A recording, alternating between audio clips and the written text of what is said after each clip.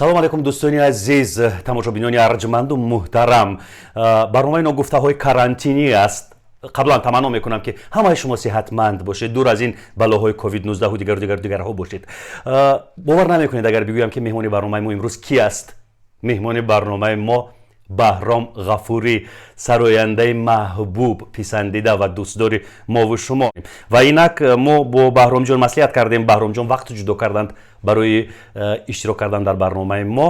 айни замон баҳром мунтазири занги телефонии мо ҳастанд. дар хати алоқа мо маслиҳати пешакӣ кардем ва ин замон пайваст мешавем бо баҳромҷон. баҳром интизори мо ҳастанд.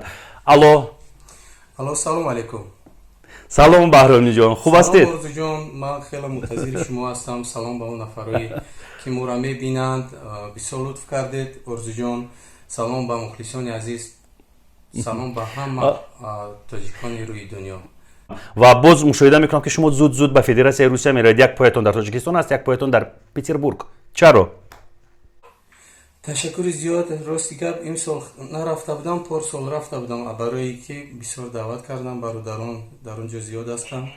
даъват кардам, ман даъвати онҳоро яъне ки пазируфтам. қабул кардед? қабул кардам. рафтем дар он ҷо توی معرکه و کنسرت ها در اونجا بود. با هم یعنی که خوشحالی کردیم، دیداربینی کردیم. درباره پسرهایتان معلومات بدید. در کجا میخوانند؟ چند پسر دارید؟ کلان شدن بچه ها؟ جان پسران من یک تاش در این زمان در مسکو در کرانتین است، چون که وای در خیتای میخواند یک کورس رو تمام کرد.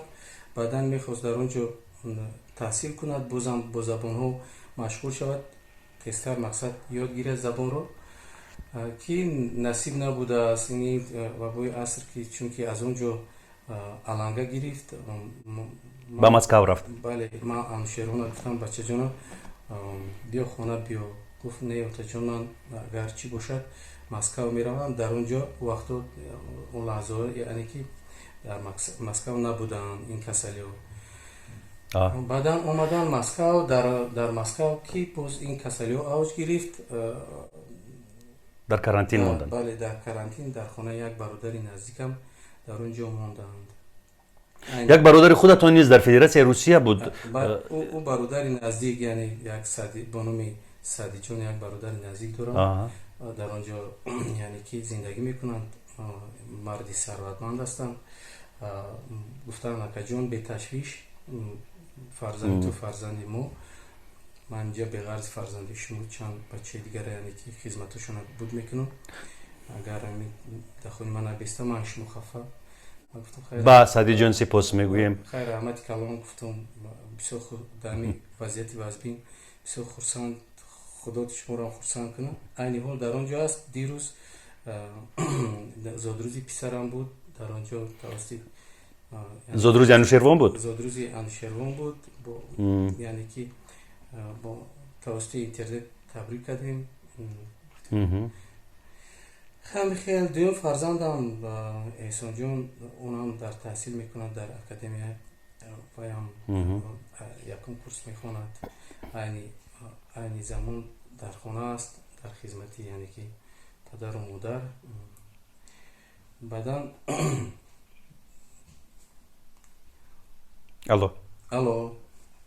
الو بعدا چی گفتید؟ دیگر همین خیلی با چی گپ زنیم؟ خب بهرام جان، من نیز با سعدی با دوست شما سپاس میگویم که در چنین لحظه های دشوار و سنگین که خیلی دشوار است عاطفه رو، دستگیری رو، محبت رو پیدا کردن، در چنین یک لحظه های حساس فرزندی شما رو، انوشیروان رو دستگیری میکنند. سپاس به سعدی. انوشیروان اگر این زمان ما رو تماشا میکند، با انوشیروان بالای تاکید میکنم که احتیاط کند، از خانه نبراید، در خانه نشیند. بله، تشکر زیاد از سعدی جان میکنم. توسط این برنامه شما بی‌ندار هستم. خدا کند که این همه خوبی‌ها با اون در آینده برگردد. با وای کسب برگردد.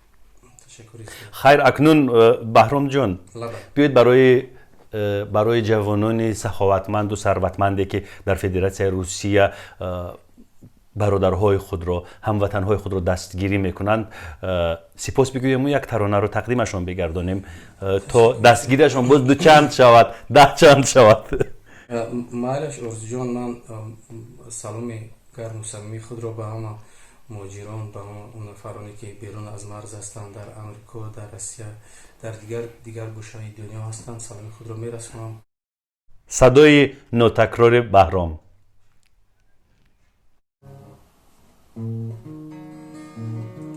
من اگر ما نشوم تنهایم، تو اگر ما نشوی تنهایی، چی کسی میخواهد من و تو ما نشویم خانه‌اش ویران با. چی کسی میخواهد من و تو ما نشویم خانه‌اش ویران با. گرچه امروز دو نیمیم ما دو عنوان هستیم، ما دو جسمیم ولی یک دل و یک جان هستیم، ما همان بلخ و بخارا و خراسان هستیم، همگی روی به یک قبله مسلمان هستیم، همگی روی به یک قبله مسلمان هستیم. من اگر ما نشوم تنهایم، اگر ما نشوی تنهایی، چی کسی میخواهد من و تو ما نشویم خانه‌اش ویران با. چی کسی میخواهد من و تو ما نشویم خانه‌اش ویران با.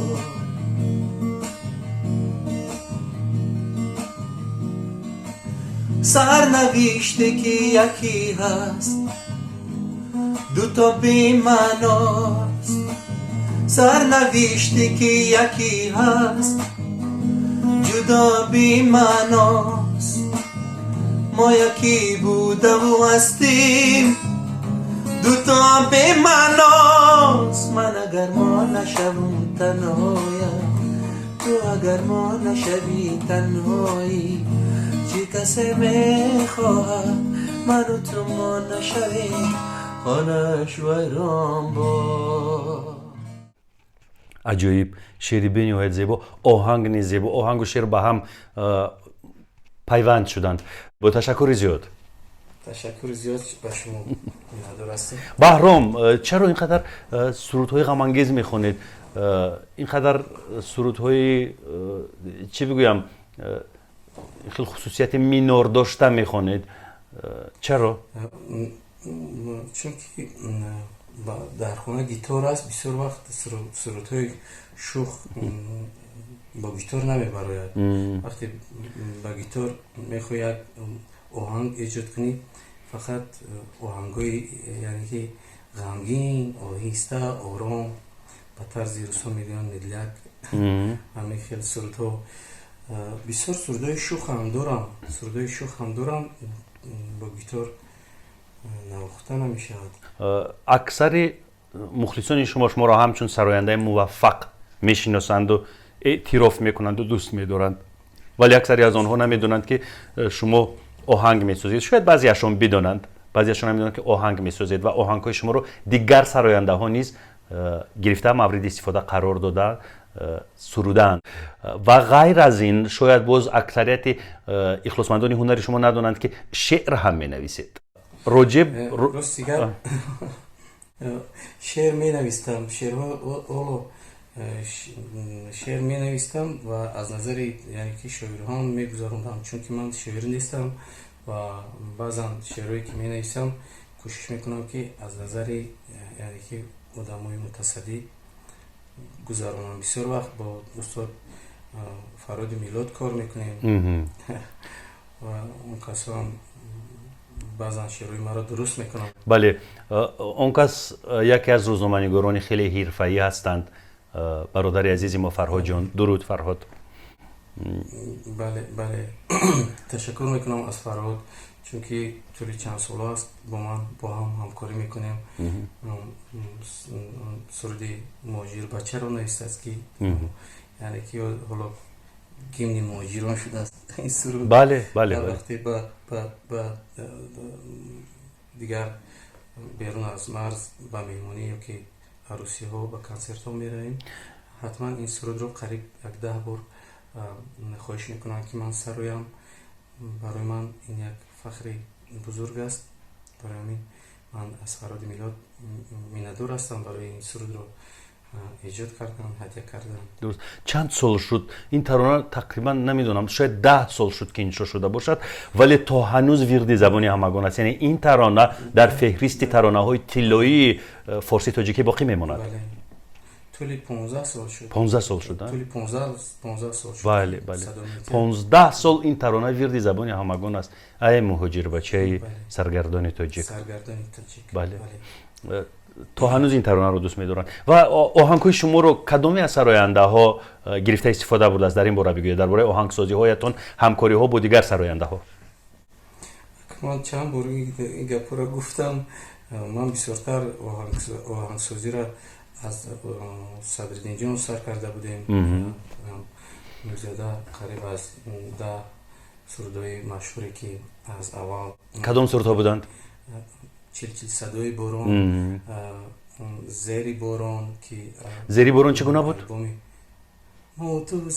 ما تو زیری باران خسته بودیم، ما تو عاشق دل بسته بودیم. با شعرش شعرش نیز مالی شماست، آهنگش نیز مالی شماست. صدرالدین اجرا کرده، صدرالدین عزیز. بله، سرودی صدای باران رو هم با شعرش ایجاد کردم. چلچل صدای باران رو صدرالدین جان بسیار خوب خوندن. سرودی زندگی چنینه رو هم یعنی که در شعرش سهم خود گذاشتیم. سرودی دوباره عشق مرا باور کن، چندین باز سرودها بودن با صدای خنده های عشق و محبت، با یعنی که زیری بارون. بعدم چند سرود یادم نیست، زیاده از 10 سرودی مشهور بودن که صدرالدین جان اینها رو خوب خوندند و به دل مردم این سرودها جای گرفت. حالا با صدرالدین رابطه دارید بهرام؟ با صدرالدین جان در رابطه هستیم، اول پرسی میکنیم. اون کسا این حال در کانادا هستند با اهل خانواده خود. خیلی پسمان شدیم صدرالدین رو و خداوند نگهبانش باشد در هر کجای دنیا که هست. و غیر از صدرالدین، فقط برای صدرالدین ساخته، دیگر برای سر شد دیگر با استاد سروگ محمود یک آهنگ کردیم، استاد سعدی بوریوف یک آهنگ کرده بودیم. با بعدن آهنگو رو که خوندند، بعدن آهنگ های ما رو ولی افغان خوندن. میدونم، بله در این باره اطلاعات دارم. بعدن سرودی چکچکی بارون سرمیشه را با شبنم جان خونده بودیم. بعدن یک دختری افغان با پسر افغان این رو بازخوانی کردن، لیکن در اونجا نوشته نکردن که مال من است. برای همین در اونجا نوشته کردن که من نمیدونم آهنگی کدام کسی دیگر است. آهنگ رو از خود کردن همین طور؟ گویم که خیلی از خود کردن. یعنی این ویرانکنی حقوقی مالکیت ذهنی است. بله نه، راست دیگر من خوشحالم که آهنگای ما رو میخونند، بگذار خوانند. ولی درج کنند اگر نامی شما رو باز خوبتر میشه که آهنگ مالکی است. بله. بهرام جان، این آهنگ ها رو شما میفروختید یا اینکه همین خیلی هدیه میکردید؟ یعنی منیجمنت این کاری ایجادیتون رو شما برای مانده بودید یا نه؟ درست دیگر من باعث کمپوزیتر یکم بار کوشش نکردم که من کمپوزیتری سرودهای خودم هستم. بعدا اون سرودهایی که دیگر کسا خوندن همه آنها هدیه بودند برای اون نفری که هدیه بودند. بله بله. شما فقط هدیه کردید؟ باید خواهش کردن این سرودها رو من برای خودم ایجاد کرده بودم. وقتی که خواستند من این چیز آهنگ رو هدیه کردم برای اون که برای مشکل با خانم های سراینده تقدیم نکردید؟ با منیژه دولت و یک آهنگ ایجاد کرده هدیه کرده بودم، سرودی شب ما شب هجران است. این سرود فهمیدم. این خیلی در هوای ترانه های بندری، ریتم بندری دارد. بله این سرود من این آهنگ شما است. بله این آهنگ من است که با منجر عجب. آفرین آفرین. چی لحظه های جالبی بودند، چی لحظه های ماندگار و پر از خاطره بودند. و بهرام جان آهسته آهسته سین و سال هم می رود، فرزندهایمان الکی کلان شدند، فرزندهایمان کوچک بودند، 2 ساله 1 ساله سری دست می گرفتیم و هیچ باور نمی کردیم که لحظه ها چنین می گذرند و انوشیروان می رود به خطای تحصیل. من و شما از یک نسلیم، تقریبا سین و سال ما هم از 40 گذشت، ولی شما در روی صحنه اینقدر جوانید، پیکرتون رو خیلی خوب نگهداری میکنید، تمرین میکنید، مشق‌های جسمانی میکنید. من میخواهم که شما با مردها مصلحت بدهید که چگونه شما اینقدر پیکرتون رو خوب نگه داشته توانستید، یعنی چگونه ورزش رو شما میپسندید. مصلحت و توصیه شما، زیرا در سن و سال من و شما اگر ما اکثر مردها رو ببینیم، به نظرم یک 80 کیلوگرم شکم دارد، یک 100 کیلوگرم دیگر خودش 180 کیلوگرم. آرزو جون من شکم کردم، شکم درو کرده قشنگ صحبت کرده. خیلی چند وقت دیگه ورزش نکردم. دیروز در باغ بوتانیکی بودیم، همونجا رفتم کمتر میخوام یک چند وقت در اونجا ورزش کنم، چون که بود هوای اونجا ایمیونیته آدم بالا میکنه، بعدن هوای تازه است. در اونجا یک 2 روز شکی ورزش کرده ایستادم. بعدن برای که مثال همیشه جوان بودن زیبایی در دست خود انسان است. اگر کسی باشیم نباشیم، اگر کوشش کنیم که زیبا بیتابیم، یعنی این مشکل نیست، فقط حرکت کردن است.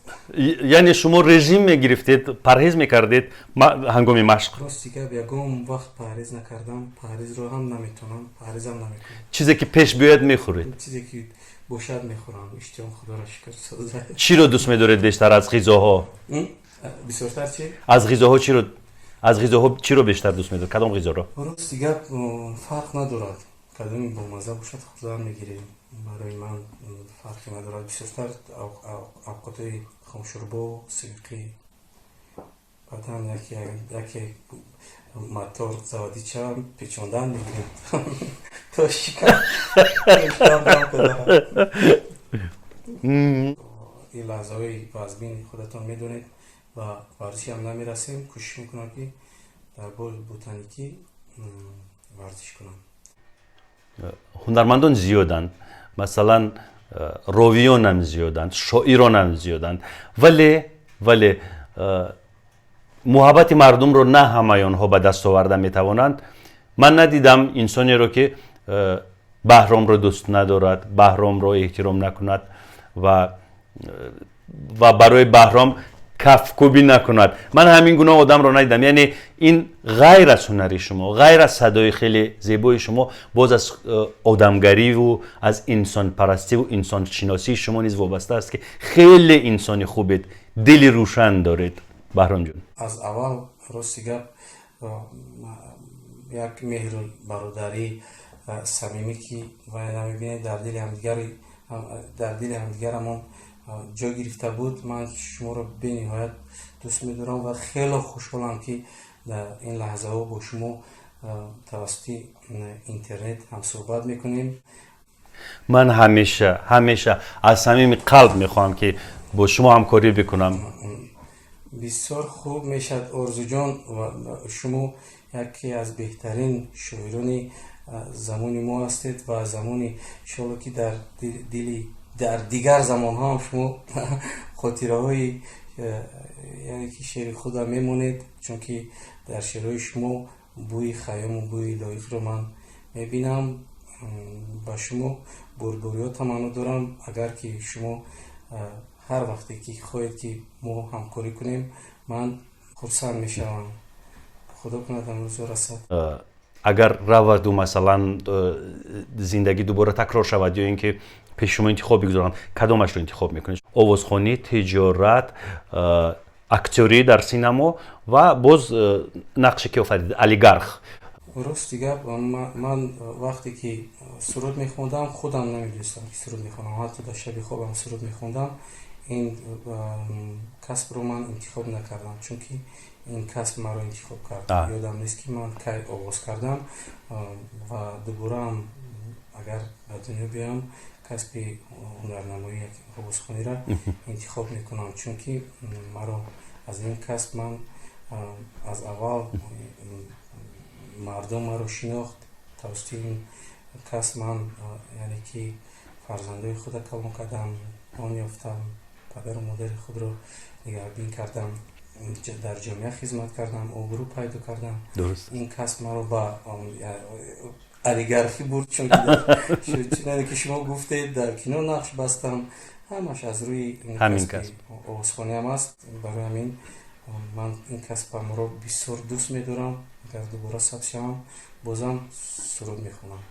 سپاس بهرام جان، سپاس زیاد. واقعا این لحظه ها رو شما رنگین ساختید با صدای خود، با هنری خود. من مینه دارم شما مواظب عزیزانتان باشید، مواظب پدر و مادر عزیز و نازنینتان باشید، مواظب طفلکان زیبایتان باشید.